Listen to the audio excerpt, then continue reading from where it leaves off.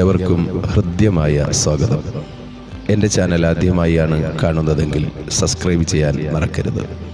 ഈ അറിവുകൾ മറ്റുള്ളവരിലേക്ക് എത്തിക്കാൻ ഷെയർ ചെയ്യുക.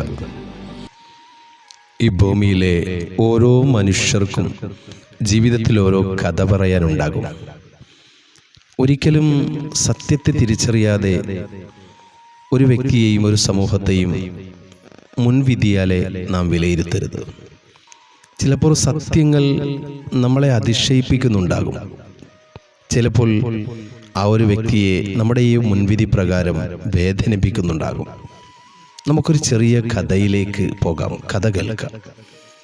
ഈ കഥ കേൾക്കുമ്പോൾ നിങ്ങളുടെ ഉത്തരങ്ങളും ഒന്ന് ശ്രദ്ധിക്കണം. കാരണം ഈ കഥ കേട്ട് കഴിയുമ്പോൾ സ്വയം അത് തിരുത്തുന്നതിന് ഒരു സഹായകമാകും. കഥയിലേക്ക് കടക്കാം. 24 വയസ്സ് പ്രായമുള്ള ഒരു ചെറുപ്പക്കാരനും തൻ്റെ പ്രിയപ്പെട്ട അച്ഛനും ഒരിക്കൽ ഒരു ട്രെയിൻ യാത്ര നടത്തിക്കൊണ്ടിരിക്കുകയാണ്.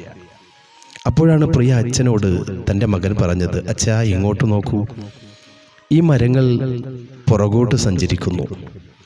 അച്ഛൻ മകൻ്റെ വാക്കുകൾ കേട്ടൊന്ന് പുഞ്ചിരിച്ചത് സമ്മതിച്ചു. അപ്പോഴാണ് അത് സംഭവിച്ചത്. അടുത്ത സീറ്റിലിരുന്ന യൗവനക്കാരായ ദമ്പതികൾ ഇത് കണ്ടും കേട്ടും ഈ ചെറുപ്പക്കാരനായ പയ്യൻ കൊച്ചുകുട്ടികളെ പോലെ സംസാരിക്കുന്നത് കണ്ട് അവർക്ക് ദേഷ്യവും അമർഷവും തോന്നി. അപ്പോൾ തന്നെ വീണ്ടും ആ മകൻ തൻ്റെ അച്ഛനോട് പറഞ്ഞു, അച്ഛാ ഇത് നോക്കൂ, ഈ മേഘങ്ങൾ നമ്മോടൊപ്പം സഞ്ചരിക്കുകയാണല്ലോ. ഇത് കേട്ടും ആ അച്ഛൻ പുഞ്ചിരിച്ചു, സമ്മതിച്ചു. പക്ഷേ അടുത്തിരുന്ന ദമ്പതികൾക്ക് ഇത് കണ്ടും കേട്ടും ദേഷ്യം അമർഷവും തോന്നി. അവർ അച്ഛനോട് കളിയാക്കിക്കൊണ്ട് ചോദിച്ചു, നിങ്ങളുടെ ഈ ചെറുപ്പക്കാരനായ മകൻ എന്തുകൊണ്ട് ഇങ്ങനെ കൊച്ചുകുട്ടികളെ പോലെ പെരുമാറുന്നു? നിങ്ങൾ എന്തുകൊണ്ട് ഇവനെ ഒരു നല്ലൊരു ഡോക്ടറെ കാണിക്കുന്നില്ല? അപ്പോഴാണ് ആ അച്ഛൻ പുഞ്ചിരിച്ചുകൊണ്ട് ആ ഒരു സത്യം പറഞ്ഞത്. ഞാൻ എൻ്റെ മകനെ ഹോസ്പിറ്റലിൽ കാണിച്ചിരുന്നു. ഇപ്പോൾ ഹോസ്പിറ്റലിൽ നിന്നാണ് വരുന്നത്. എൻ്റെ മകൻ ജന്മന കാഴ്ചയില്ലാത്തവനായിരുന്നു. ഇന്നാണ് അവന് കാഴ്ച കിട്ടിയത്. അതുകൊണ്ടാണ് ഇതൊക്കെ അവന് കൗതുകമായി തോന്നുന്നത്. ഇത് കേട്ട് ആ ദമ്പതികളുടെ കണ്ണുകൾ നിറഞ്ഞു. അവർ ആ അച്ഛനോട് മാപ്പ് ചോദിച്ചു. ഇനി നിങ്ങൾ തന്നെ സ്വയം ചിന്തിക്കുക.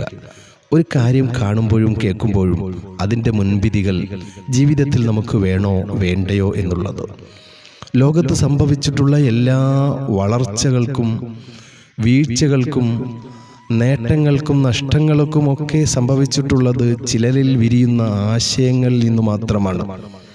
നമ്മളുടെ ആശയങ്ങളാണ് നമ്മെ നേടുന്നവനോ നഷ്ടപ്പെടുത്തുന്നവനോ ആക്കി മാറ്റുന്നത്.